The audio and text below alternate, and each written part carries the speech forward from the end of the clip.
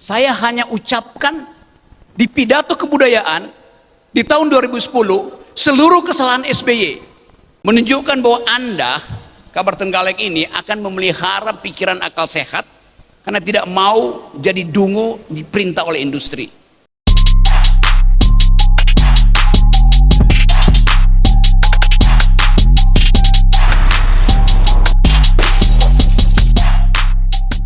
Selanjutnya teman-teman, kawan-kawan pembaca Kabar Trenggalek, sebelum kita melanjutkan kepada sesi berikutnya, mari sama-sama kita saksikan ucapan selamat ulang tahun dari kawan-kawan Kabar Trenggalek.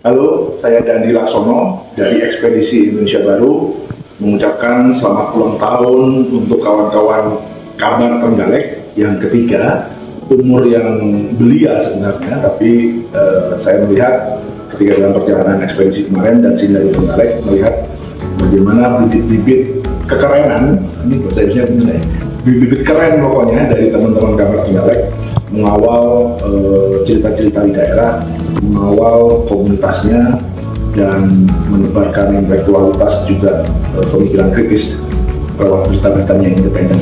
So, panjang umurnya serta mulia Kabar Trenggalek. Selamat ulang tahun yang ketiga Kabar Trenggalek, panjang umur, tetap bergigi, kritis dan independen.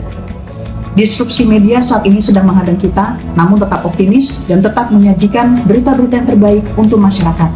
Salam independen dari Aji Indonesia. Assalamualaikum warahmatullahi wabarakatuh. Salam sejahtera untuk kita semua. Salam adil dan lestari. Saya Wahyu Eka Setiawan, representatif dari Wahana Lingkungan Hidup Indonesia Jawa Timur, ingin mengucapkan terima kasih atas kehadiran Kabar Trenggalek. Terima kasih atas bertahannya Kabar Trenggalek, karena Kabar Trenggalek yang menjadi rumah bagi orang-orang muda Trenggalek yang senantiasa menyuarakan isu-isu yang jarang disuarakan, terutama isu lingkungan hidup dan isu suara-suara orang pinggiran, menjadi oase di tengah keringnya, di tengah minimnya pemberitaan yang menyuarakan isu-isu lokal khususnya lingkungan hidup dan orang-orang yang tidak didengarkan suaranya. Semoga Kabar Trenggalek tetap bertahan, tetap eksis, dan tetap menyuarakan isu-isu lingkungan hidup dan isu-isu orang biasa. Salam adil dan lestari. Wassalamualaikum warahmatullahi wabarakatuh. Suatu hari datanglah sekelompok anak muda dari Trenggalek meminta kepada saya untuk memberikan pelatihan jurnalistik. Mereka bilang dia ingin membangun media massa di Trenggalek dengan kualifikasi seperti media-media mainstream yang ada di Jakarta. Sebutlah dia ingin membuat media dengan kualifikasi Tempo. Saya menyambut tawaran itu dan kemudian untuk beberapa waktu memberikan pendampingan, memberikan pelatihan kepada anak-anak muda ini. Dan hari ini media massa itu telah lahir berusia 3 tahun. Dia bernama Kabar Trenggalek, sebuah media massa yang saya kira sangat kritis di Trenggalek dengan segala kelebihan dan kekurangannya. Saya berharap teman-teman di Kabar Trenggalek selalu terus meningkatkan kapasitas, selalu meningkatkan kemampuan, dan selalu taat kepada kode etik agar karya jurnalistik yang dihasilkan oleh Kabar Trenggalek selalu memberikan pencerahan, memberikan pendidikan, dan juga memberikan wawasan kepada para pembacanya di Trenggalek maupun di mana saja. selamat ulang tahun untuk Kabar Trenggalek.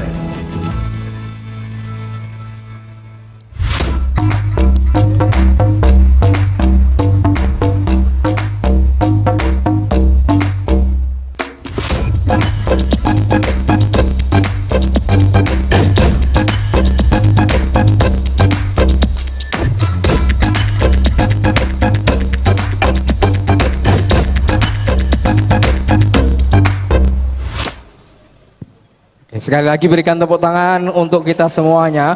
Teman-teman, waktu 2 jam bukanlah waktu yang panjang memang untuk kita bersama dengan orang-orang hebat ini. Masih ada satu termin terakhir yang kami berikan kesempatan untuk 4 orang penanya yang saya sudah menjanjikan tadi untuk satu penanya yang berbaju bergaris-garis zebra kecil. Terus kemudian oke, di samping ujung pojok kanan atas yang pakai baju koko, dan dari ujung sana yang di atas sana satu penanya, dan untuk keadilan tidak semuanya yang dari tribun ya, yang dari bawah satu yang pakai baju kuning kami persilakan. Mic-nya bisa digeser ke, oke, langsung sudah megang di sana. Nah, oke. Baik, sebelumnya Assalamualaikum warahmatullahi wabarakatuh. Perkenalkan, saya Aka, asli dari Pacitan, Jawa Timur, kampung kelahiran Bapak SBY. Bung Rocky selamat datang, dan juga Bung Diki selamat datang. Sekali lagi saya ucapkan selamat dan terima kasih kepada Kabar Trenggalek yang berulang tahun ke-3 tahun. Semoga tetap menyampaikan berita yang fakta dan independen, mengabarkan dari seputar Trenggalek. Sebenarnya saya ada sedikit pertanyaan ke Bung Rocky khususnya, karena beberapa 10 tahun terakhir ini kalau kita lihat bahwa Bung Rocky Gerung ini selalu kritis terhadap pemerintahan dari Bapak Jokowi JK maupun Bapak Jokowi Ma'ruf Amin. Tetapi 10 tahun yang lalu saya melihat tidak ada kritikan yang khusus terhadap Bapak Susilo Bambang Yudhoyono di masa pemerintahan itu. Entah kenapa, atau karena memang sering bertemu, atau seperti apa, saya juga tidak tahu, Bang. Karena kebetulan saya sebenarnya pernah bertemu dengan Bang Rocky bersama dengan Bang Bursah Zarubi, Bang Hariman Siregar di Jakarta, karena kebetulan saya berada di sana, Bang, pada waktu itu. Pertanyaan saya, beranikah Bung Rocky Gerung mengkritisi Pak SBY ketika daerah kelahirannya tidak ada kemajuan, di mana Bapak SBY itu membangun museum pribadi di Kabupaten Pacitan, tetapi tidak selaras dengan pembangunan infrastruktur di Kabupaten Pacitan. Hari ini pemimpinnya masih keponakan Pak SBY, Pak, Bung Rocky. Jadi itu. Terus kemudian terkait Bung Diki tadi terkait tambang, saya sepakat dengan kawan-kawan Dongko, karena kebetulan saya juga aktif di pergerakan. Saya berasal dari DPP KNPI versinya Haris Pertama. Terima kasih hari ini dikabari oleh teman-teman GMNI Trenggalek, di mana di Pacitan itu juga ada tambang yang dampaknya itu mencemari lingkungan, karena memang tambangnya tadi sistem buat lorong, Bang. Jadi tidak merusak, gunung itu tidak rusak, hanya dibuat lorong, berapa tunnel lorong, tapi dia cairan entah apa masuk ke sungai sehingga mencemari berapa ribu hektar sawah, Bang, di bawah. Ini sampai hari ini terkendala dan masih banyak penolakan di masyarakat. Tambang itu masih berjalan. Kalau katanya sih itu tambang timah yang diambil, tapi saya tidak tahu karena saya tidak masuk di dalam tambang itu. Saya kira itu, Bung Rocky. Saya harap Bung Rocky memberikan kritisan-kritisan yang memberikan semangat pemantik bagi kami kaum pemuda Pacitan untuk kemudian berani menyuarakan bahwa ada ketidakadilan pembangunan terjadi di Kabupaten Pacitan dan berbeda dengan di Trenggalek. Terima kasih, Bung. Salam akal sehat. Oke. Assalamualaikum warahmatullahi wabarakatuh. Assalamualaikum warahmatullahi wabarakatuh. Selanjutnya Mas yang pakai baju koko.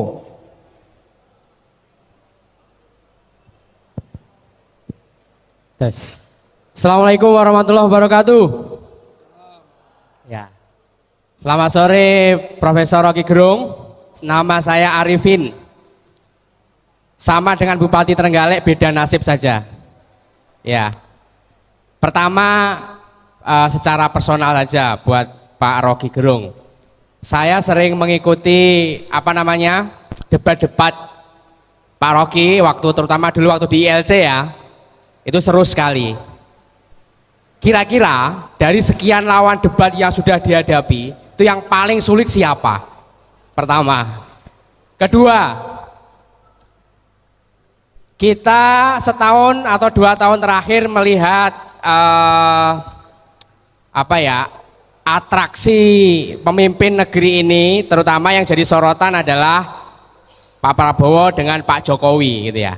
Beberapa waktu yang lalu Pak Jokowi menghadiahi Pak Prabowo kemarin ya, bintang lah ya, namanya bintang itu. Di saat beliau juga diisukan sebagai salah satu aktor pelanggar HAM dan seterusnya.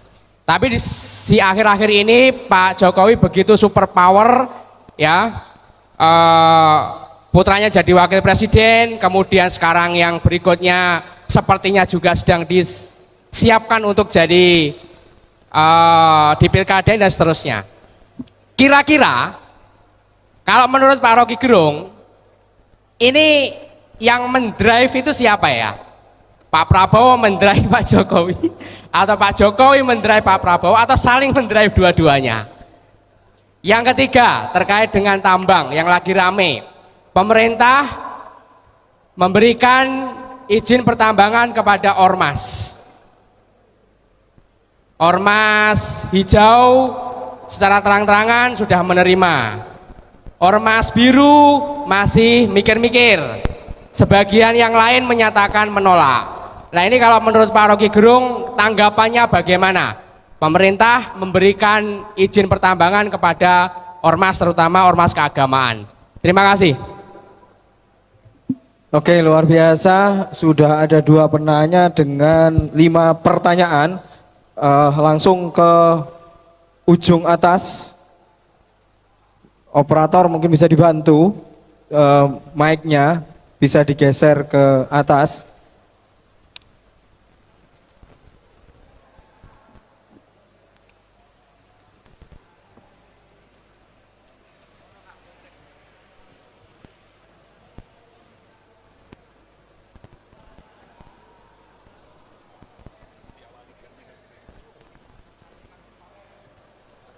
Cek. Muni ya? Baik, disabotase. Siapa? Saya apa bukan? Bukan. Ya wis aku sih nyekel mic kok. Panggal los. Oke, bonus. Selamat sore. Terima kasih atas kedatangan semuanya mungkin ya. Saya Mukti Satiti, biasa dikenal J. Saya punya banyak alias sebenarnya di nama gitu. Saya cuma ada 2 hal yang mau saya bicarakan. Yang pertama adalah soal pertambangan. Soal pertambangan ini yang ada di Trenggalek itu IUP-nya adalah tambang emas dan mineral pengikut. Jadi bukan cuma emasnya doang yang mau diambil gitu. Jadi seluruh mineralnya yang mengikuti emas itu akan dikeruk juga. Itu satu poin ya. Yang kedua adalah ketika tadi ada memang banyak lah rekayasa teknologi untuk melakukan penambangan dan segala macamnya itu ketika bilang tadi close pit atau open pit lah segala macam. Tapi itu juga tidak visible juga dilakukan di Trenggalek. Karena mayoritas yang berada di wilayah konsesinya itu adalah wilayah kars. Wilayah kars secara batuan geologi dan secara ekosistemnya gitu. Ekosistem kars ini juga yang wilayah non kars itu juga sangat berpengaruh kepada wilayah karsnya. Gitu. Kalau dilakukan close pit pun banyak urat-urat air yang akan putus. Itu udah nggak masuk akal gitu. Terus yang kedua, yang poin selanjutnya adalah ketika kita berbicara soal ekonomi tanding atau bagaimana kita menarasikan soal kekayaan Trenggalek sebenarnya itu kadang juga cuman diacu nggak acu juga. Kita pernah beberapa kali riset, baik di kelautan maupun yang ada di daratan. Katakanlah kayak durian, kita punya hutan durian terbesar di dunia, 650 hektar. Rata-rata panen itu 1 hektar katakanlah 100 juta sampai 150 juta. Berapa nilai ekonomi kita dari satu komoditi durian? Satu lagi yang lain ada yang besar juga adalah kelapa. Kelapa kita punya banyak sekali kelapa. Dari satu orang pedagang saja saya pernah tanyakan ke dia, 1 bulan dia bisa mengeluarkan kelapa dari Trenggalek itu sebanyak 100.000 butir kelapa. Satu orang pedagang 100.000 butir kelapa. Rata-rata harga 3.000 sampai 4.500. Berapa duit itu 1 bulan perputaran di sini? Belum lagi di wilayah kelautan. Ada kerang, ada salah satu jenis kerang itu di sini di Trenggalek ini, yang di sini ya kadang hanya sekedar menjadi apa namanya pakan bebek gitu, pakan ternak gitu. Dia di Eropa nilainya karena dia kandungan proteinnya tinggi, di Eropa dia nilainya 300 euro 1 kilo. Banyak sekali potensi yang tidak dilihat sebenarnya di Trenggalek itu. Jadi buat apa kita kalau cuman tambang habis itu 10 tahun, 20 tahun dikeruk semua, habis itu hilang walaupun ada katanya ada reklamasi tapi juga itu tidak dilakukan. 12.000, jaminan reklamasinya hanya 14 M. Apa yang akan dilakukan sama mereka? Itu soal pertambangan yang ada di Trenggalek. Dan yang kedua, begini soalnya Bung Rocky. Ya, mungkin bisa lebih dipersingkat, Bung J. Iya, yang kedua adalah ketika kita tahu Bang Rocky 12 tahun atau 15 tahun lebih lah jadi dosen di banyak tempat gitu. Ketika melihat anak-anak didik Bung Rocky yang ada di dalam, yang masuk di dalam barisan mungkin ya, masuk dalam barisan kedunguan itu, gimana perasaan Bang Rocky? Terima kasih. Oke, terima kasih Bung J. Selanjutnya yang di atas mungkin bisa lebih dipersingkat pertanyaannya karena waktu kita sangat terbatas. Bung Rocky dan Bung Diki akan segera bergeser ke Blitar. Terima kasih. Pertama tadi yang disampaikan adalah dari Bung Rocky ya. Ini progres dari bangsa ini adalah pendidikan, bukan infrastruktur. Tadi disampaikan ya. Sampaikan lagi bahwa rata-rata IQ orang Indonesia itu 78 dibandingkan dengan IQ orang Eropa atau luar negeri lah itu dikatakan bisa 100 lebih. Kalau IQ-nya rata-rata di 100 lebih, rata-rata orangnya kan berpendidikan ya. Jadi sampaikan seperti itu. Yang pertama saya sampaikan adalah tentang topiknya itu mengacu ke tambang emas di Trenggalek. Yang sampaikan tadi tambang di Eropa atau di luar negeri sana ya sudah dikelola dengan bagus, itu akan memakmurkan rakyatnya. Itu garis besarnya di sana. Selama ini kita mendengar kalau adanya tambang itu dengan tujuan untuk memakmurkan rakyat ya. Itu garis besarnya di sana. Tapi kalau di Indonesia, utamanya Trenggalek ya, saya masih meragukan apabila tambang itu dikelola dengan baik pun belum tentu rakyat akan makmur. Karena apa? Di sisi lain rata-rata pejabat itu kan memang berpendidikan tinggi ya. Itu kuliahnya ya lulusan S1, S2, S3. Faktanya kan korupsi. Jadi misalkan tambang itu di Indonesia dikelola dengan baik pun, dengan cara yang benar, saya meyakini itu belum tentu untuk memakmurkan rakyat. Karena rata-rata ya orang-orang berpendidikan itu belum tentu orang yang bisa mengimplementasikan dari hasil pendidikannya ke ranah bidangnya yang dikelola saat ini. Jadi ini yang dinamakan apa ya, akibat dari kebodohan rakyat. Misalkan dikatakanlah rakyat salah pilih karena memilih pejabat yang salah sehingga menghasilkan kebijakan-kebijakan atau program yang tidak menguntungkan kepada rakyat itu sendiri. Tapi di sisi lain, para pejabat itu juga orang-orang yang berpendidikan, bukan orang-orang yang IQ-nya 78. Jadi saya ini tidak sepakat di sini kalau rakyat sebagai objek yang selalu disalahkan karena dasarnya adalah cuma IQ 78. ya, yang IQ-nya 100 itu loh, selama ini mengambil kebijakan apa ya, menguntungkan rakyat atau enggak. Jadi kalau yang di sini ditekankan adalah pendidikan, peningkatan SDM, itu dari upaya-upaya untuk merubah dari keadaan yang sudah terpuruk seperti ini, saya tidak sepakat. Itu masih banyak cara-cara yang lain yang mungkin tidak terjangkau oleh IQ 78 ya, seperti saya ini.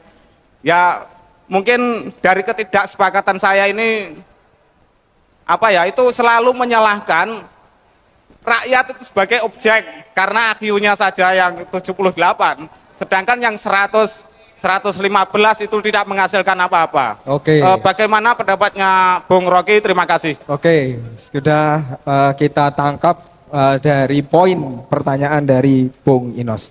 Kami langsung persilakan Bung Rocky untuk menanggapi seabrek pertanyaan dan keraguan dari masyarakat Trenggalek sore ini. Monggo. Oke, saya akhirnya harus simpulkan bahwa kegelisahan teman-teman di sini terhadap prospek tambang emas itu tidak perlu didasarkan pada analisis ilmiah, nggak perlu. Karena kalian udah nggak percaya kan? Apapun yang mau diambil kebijakan oleh Jokowi itu artinya hanya menguntungkan sebagian. Dan memang itu presidennya panjang di belakang. Saya beri contoh yang satu aja ya.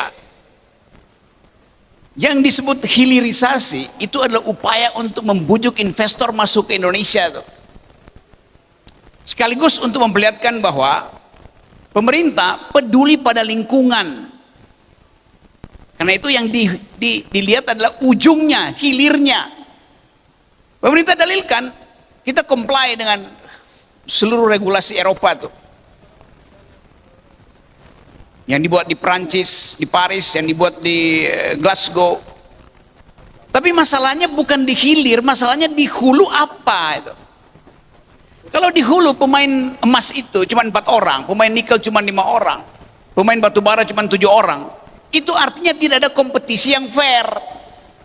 Jadi bersih di hilir, tetapi kotor secara politik di hulu. Itu masalahnya. Karena Anda nggak percaya bahwa di hulu itu akan ada kompetisi yang benar. AMDAL misalnya, bukan favoritisme. Kan itu dasarnya kan. Jadi udah tolak aja dengan argumen kami nggak percaya. Gampang udah. Maka seluruh kebijakan Jokowi mesti kalian tolak. Gampang aja kan intinya. Itu masalahnya ada di situ. Saya kira saya setuju aja tuh soal pandangan saya khususnya. Lalu ada soal apa tadi? Apa lagi tadi? Soal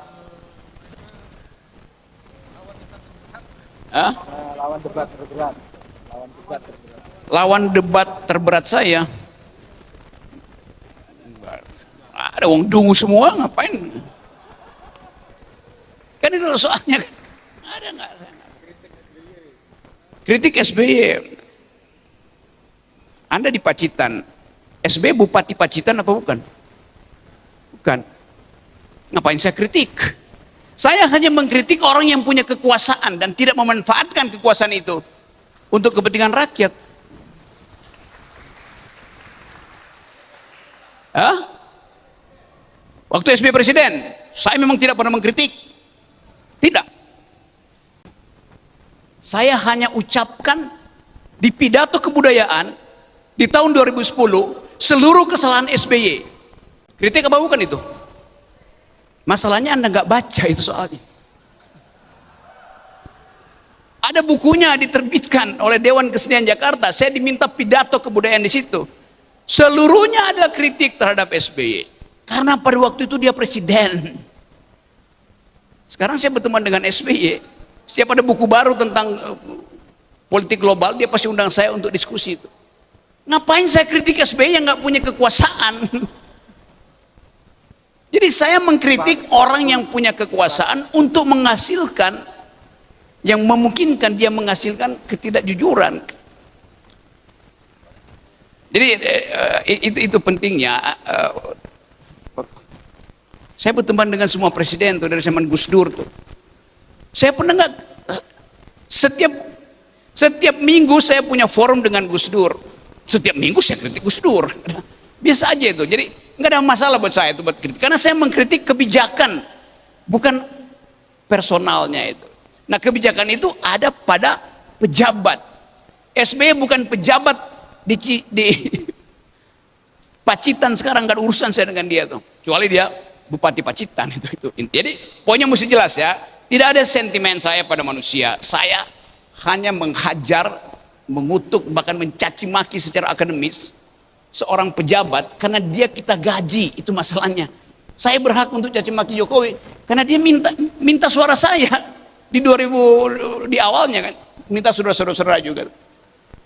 Itu soalnya. Lalu apa lagi?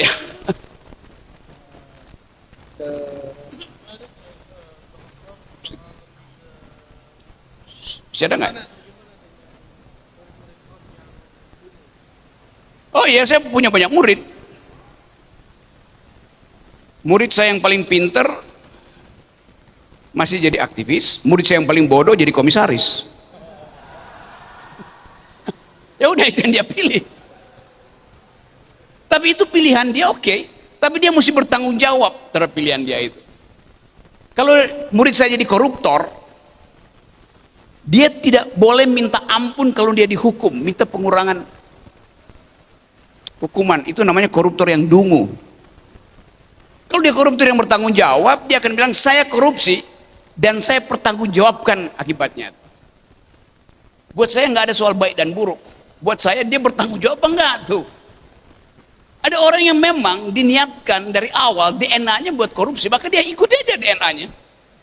Lakukan korupsi dengan cara yang beradab, yaitu jangan minta pengurangan hukuman. Itu aja. Itu konsekuensi dari manusia kan.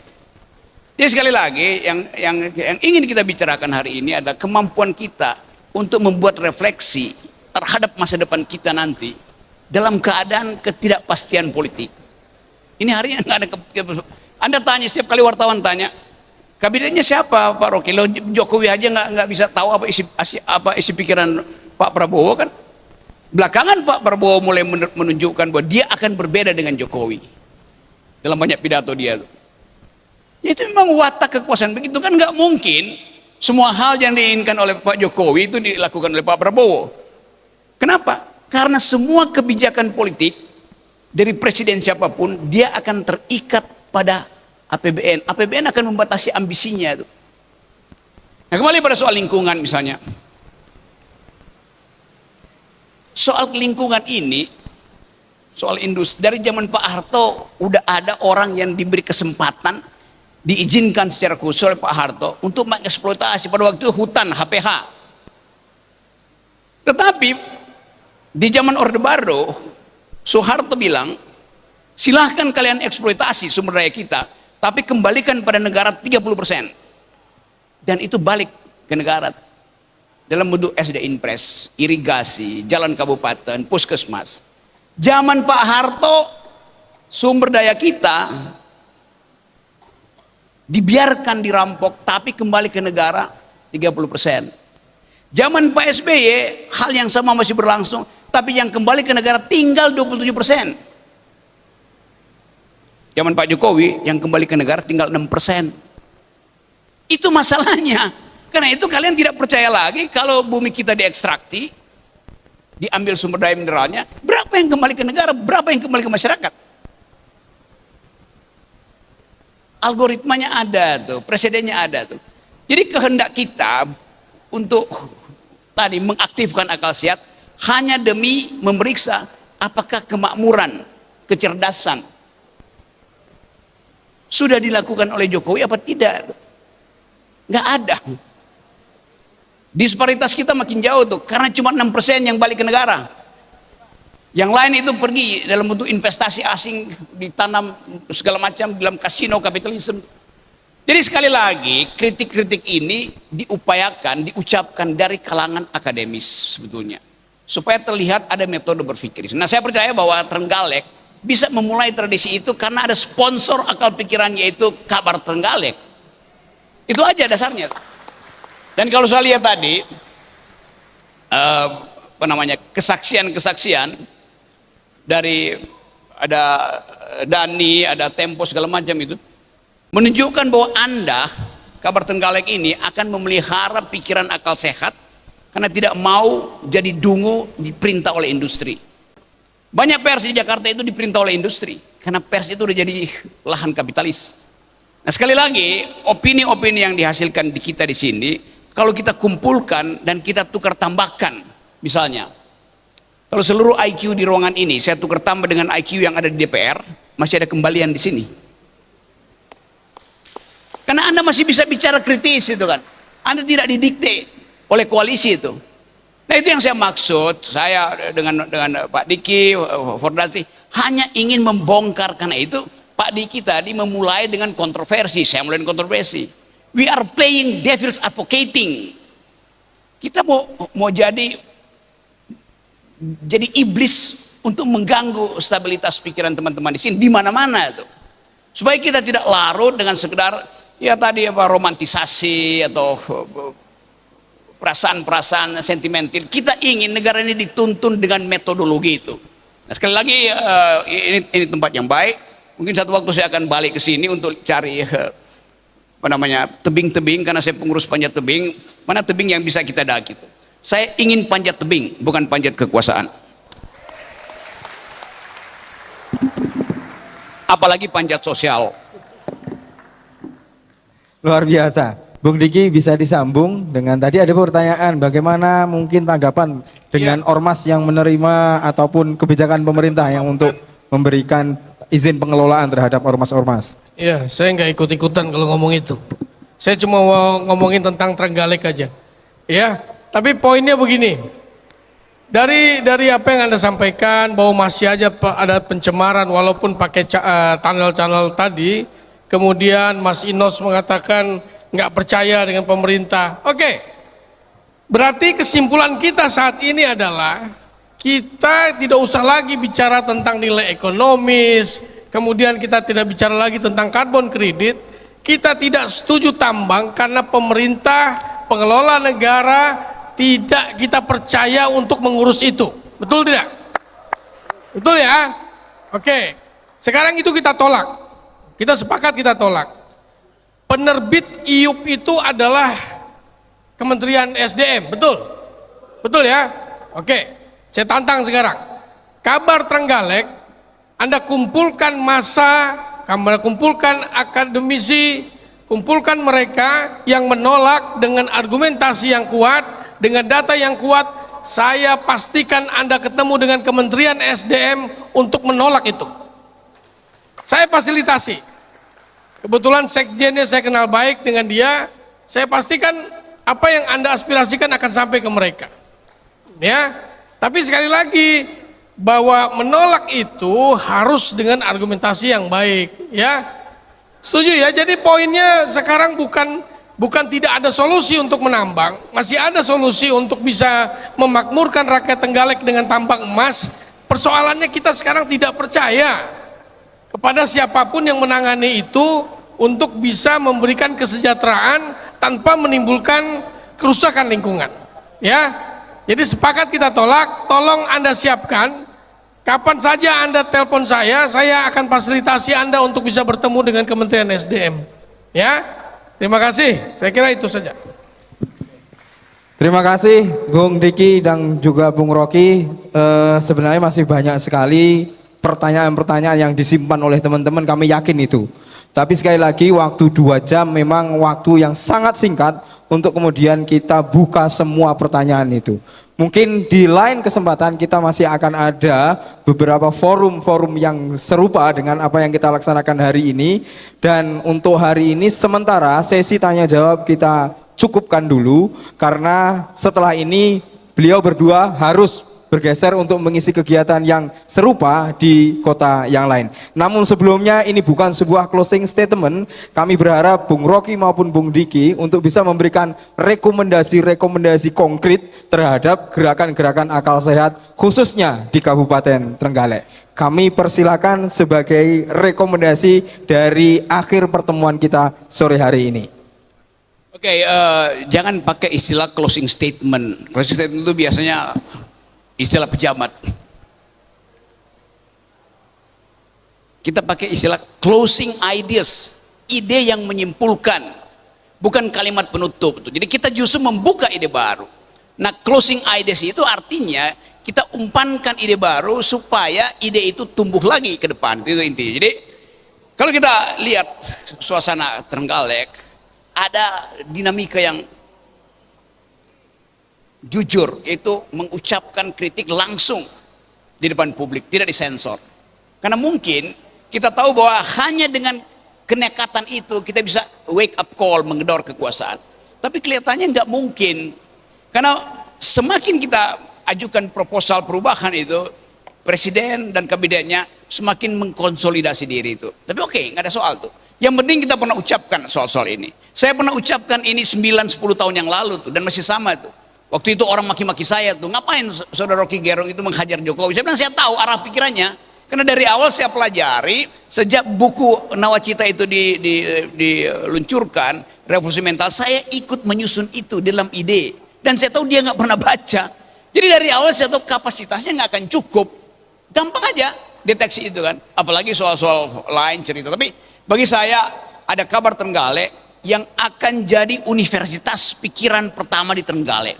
Jadi jadikan kabar Trenggalek ini sebagai bukan sekedar tempat curhat, tapi tempat bertengkar. Dan hanya dengan pertengkaran kita bisa menghidupkan pikiran-pikiran bagus di sini. Ada banyak dari kemarin, ada banyak teman yang minta WA saya, nomornya itu wartawan maupun aktivis. Tapi nomor saya itu disadap, jadi nanti Anda kena sadap di situ. Kalau Anda mau hubungi kita, Forum Akal Sehat atau saya itu, hubungi Mas Koko itu yang bisa atur itu. Jadi jangan ke saya langsung, nanti kasihan saudara akan kena getahnya tuh. Karena hari-hari ini ada upaya untuk mempersoalkan semua mereka yang kritis itu. Jadi akan kembali lagi satu peristiwa di mana kalau kemarin saya habis dari Papua, mulai dibully saya bahwa seolah saya ingin Papua merdeka. Saya bilang wacana kemerdekaan itu hak setiap orang untuk mengucapkan. Jadi sekali lagi saya minta maaf kalau saya nggak bisa share nomor saya, tapi saya bisa diakses melalui forum diskusi akal sehat. Nah, yang terakhir adalah saya percaya bahwa pembicaraan kita hari ini harusnya menimbulkan kemarahan lebih besar tuh. Kemarahan dalam pikiran, kemarahan dalam upaya untuk mengembalikan etika publik sebagai dasar pengambilan kebijakan tuh. Nah, itu intinya. Tidak perlu kita cemas bahwa akan ada perubahan politik radikal, pasti akan terjadi. Karena begitu transisi dari Jokowi pindah pada Prabowo, maka seluruh aspek politik juga akan berubah tuh. Setiap pemimpin dia punya jalan pikiran sendiri. Yang kita perlu awasi adalah soal janji Pak Prabowo untuk menghasilkan kesejahteraan mendahului infrastruktur. Janji Prabowo untuk merawat masyarakat sipil sehingga tidak boleh lagi ada undang-undang yang berakibat ketakutan pada masyarakat sipil tuh. Undang-undang Polri, undang-undang TNI yang akan diperluas. Saya udah kritik kemarin, saya ikuti webinar itu dan saya kasih tahu bahwa kita harus mengembalikan alasan kita bernegara adalah kemajemukan. Yang salah di Pak Jokowi seringkali ide persatuan itu mendahului ide kemanusiaan yang adil dan beradab. Bagi saya, kemajemukan itu adalah dasar hidup kita. Karena kita berbeda-beda, maka diperlukan persatuan. Istana membalik, demi persatuan tidak boleh ada perbedaan. Itu dungu istananya tuh. Nah, sekali lagi teman-teman di Trenggalek, yang Anda ucapkan tadi adalah upaya untuk merawat Republik. Dan Republik adalah kepentingan kita bersama. Res Publica. Terima kasih. Sambung Bung Diki dengan closing idea.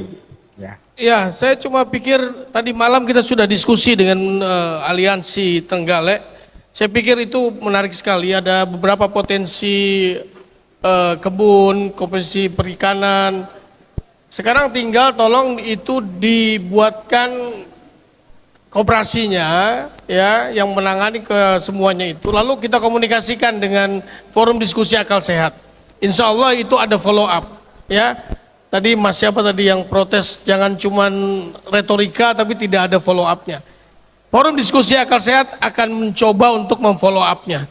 Jadi tadi tolong Mas Mukti yang dibicarakan kemarin soal potensi durian, potensi ikan dan lain-lain, dibentuk koperasinya karena hanya lewat koperasi kita bisa melakukan follow up pekerjaan ini, ya.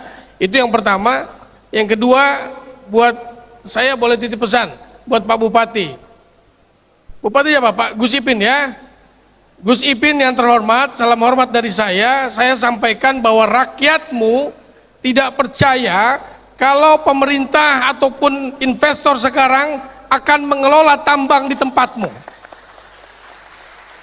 Jadi kalau Anda adalah pimpinan rakyat Trenggalek dan peduli pada mereka, bersama-sama mereka lah menolak tambang emas yang ada di Trenggalek untuk sampai ditemukan bahwa penambangan itu benar-benar untuk memakmurkan rakyat. Terima kasih Gus Ipin. Assalamualaikum. Waalaikumsalam, luar biasa. Terima kasih sekali Bung Rocky, Bung Diki, kebersamaan kita di hari ini. Tentu kami belum terpuaskan dengan kebersamaan yang hanya sepintas lalu 2 jam ini. Namun sekali lagi saya pinjem quote-nya Bung Riki juga, bahwa diam adalah bunyi yang tersembunyi. Saya yakin teman-teman yang di Trenggalek yang selama ini masih diam, di balik diamnya itu mereka tetap juga menyuarakan dengan kapasitas masing-masing. Saya rasa demikian teman-teman.